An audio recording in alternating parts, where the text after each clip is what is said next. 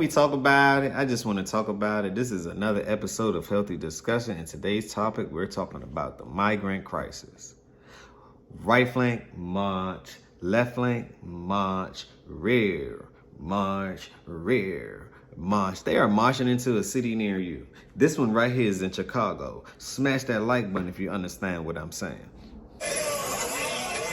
Right flank, march. Of up to 7,000 people now passing through Mexico, heading straight for the U.S. southern border. This migrant saying... Y'all hear about the southern border. The southern border obviously is where everyone's coming from.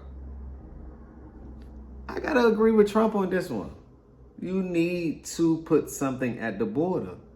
We at war overseas. We all know that Hamas, Palestine, Israel, all that's going over there is in the USA currently. The border's wide open. You don't think that they're marching too? Right flank, march. Left flank, march. Rear, march. Rear, march. You don't think they marching too? They marching to a city near you. No money for food or transport, so they have to get Savages. to the U.S. They border treating this them like way by walking. But as that massive caravan makes its way north, major American cities are struggling to house the ones who've already arrived and are seeking asylum in the U.S. We're having to create new space because we don't have any other space we can access in New York City. This week, it ain't no space to create. Let me say it again. Smash that like button if you agree. How can you create space when there's no space to create? Okay, you can build up, but we all know all these places already built up. I guess every city about to look like New York. I mean, I see construction everywhere I go. But there's no real solution to this, and that's my point of view. There's no real solution to it. So the question would then be, how are you getting rich off of it? Are you making money off of this problem? Do you have a shelter? How about a hotel? Or how about transportation? These to me are the entities that are connected to the problems and are benefiting off the problems. Transportation, housing. I mean, I see them in tent cities. So I know that the tent companies are making buku. They making the moolah. But let's continue. New York City opening a new tent city on Floyd Bennett Field New York in Brooklyn, City, which could house about 500 families. Chicago. The sprawling facility features individual rooms outfitted with cots and bassinets and provides electrical outlets and locking doors. But the field it sits on, once a naval air station, is prone to flooding, and some city that officials looks like the FEMA have raised camp. concerns about the fire hazards posed by the cramped living quarters. The nearest fire... That doesn't look safe at all. Leave your thoughts down below. Does that facility look safe at all? You cramming everyone in one area? And I thought that we had this new strain going around with the So how are they going to manage that? Or is it all a hoax now? Joke's up. Smash that like button if you agree. Leave your thoughts down below. I want to know. But let's continue.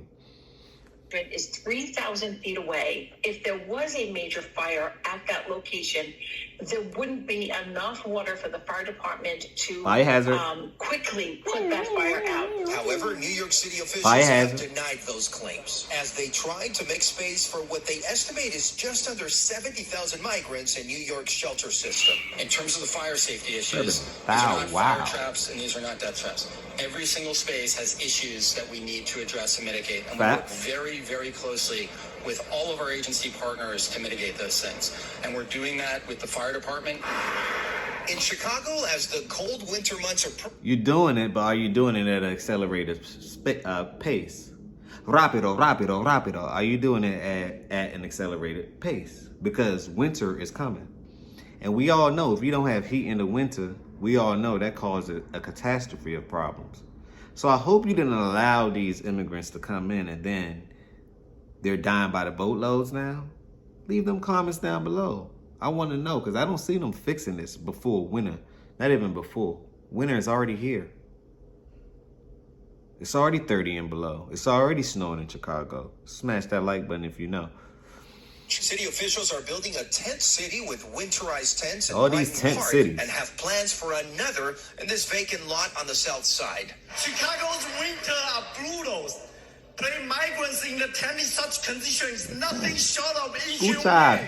The Brighton Park facility drawing backlash from Chicago residents at a heated community meeting last week. What does housing look like for our own residents who are houselessness, who need affordable? Cardboard box. They forgot about you. To me, they forgetting all about the U.S. citizen. Smash that like button if you agree. Leave them comments.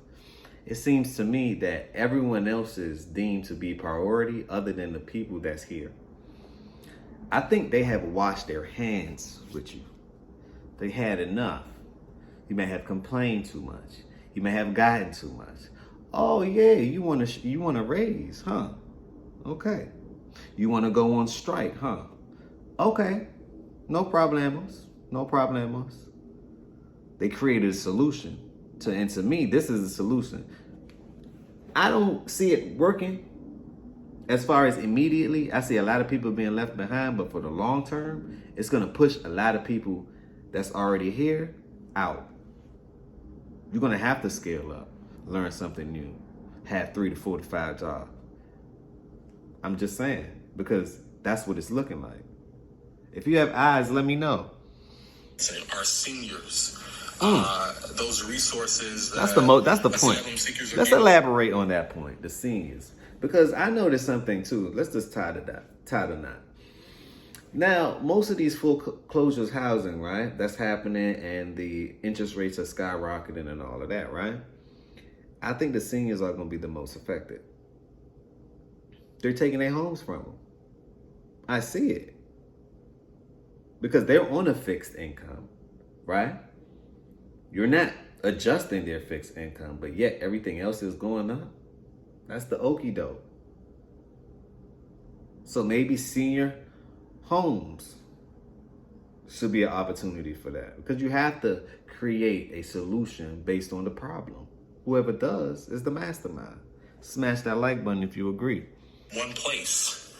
Our residents have to go multiple places for. And in Massachusetts, officials announcing a wait list for arriving migrants after the state reaches its fast approaching shelter system capacity of 7,500 people. Massachusetts Governor Healy also announcing a work authorization clinic for migrants in those emergency shelters next month. There are so many steps that...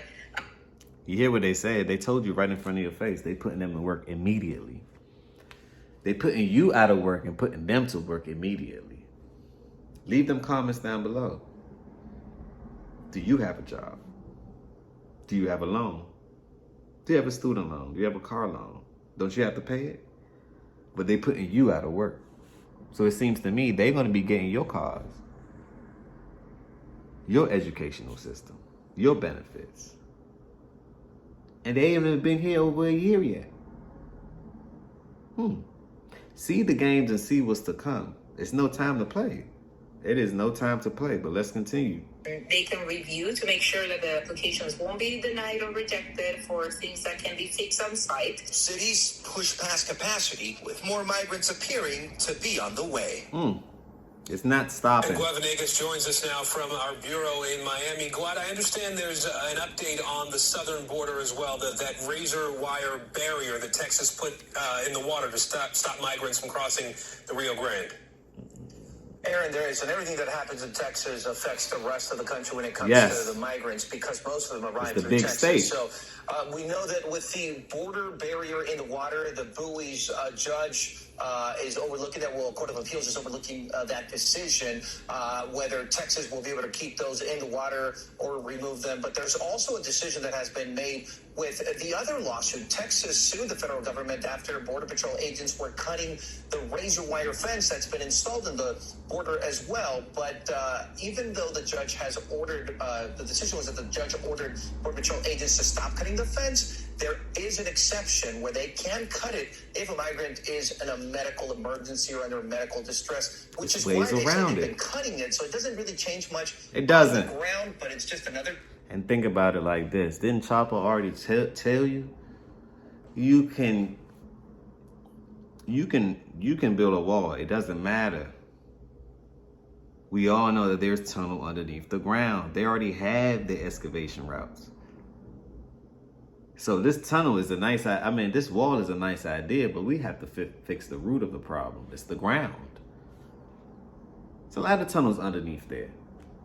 It's cities that's underneath the ground. Smash that like button if you know something. But let's continue. Let's stay on topic. In this battle between Texas and the federal government as the humanitarian crisis continues south of the border, Aaron, with the migrants still making their way to the U.S.-Mexico border. Non-stop. All right, Guad Venegas for us in Miami tonight. Guad, thank you. Leave them comments down below. I want to know. What do you think about the migrant crisis that's happening in Texas, that's happening in Massachusetts, that's happening in New York, that's happening in Chicago? Where the audience from? Let me know. I want to hear it from y'all mouth. Leave them comments. Chicago residents, leave the comment. Massachusetts residents, leave the comment. I want to connect the dot and put it together and see what's going on. Because what the people think and what the people are going through are so important. We have to highlight it. So leave them comments down below. Now, don't forget to subscribe to the channel. Don't forget to smash that like button so I can fly and flow through the algorithm. So I can be right in front of your face next time. You can keep up to what's going on. Remember, tell a friend and tell a friend and tell a friend. Most importantly, share this video. I want people to be aware of what's going on. Why? Because I truly care for the people. I am for the people. I've always been. So I'm bringing this directly to you. On that note, peace, blessings, and love. You know.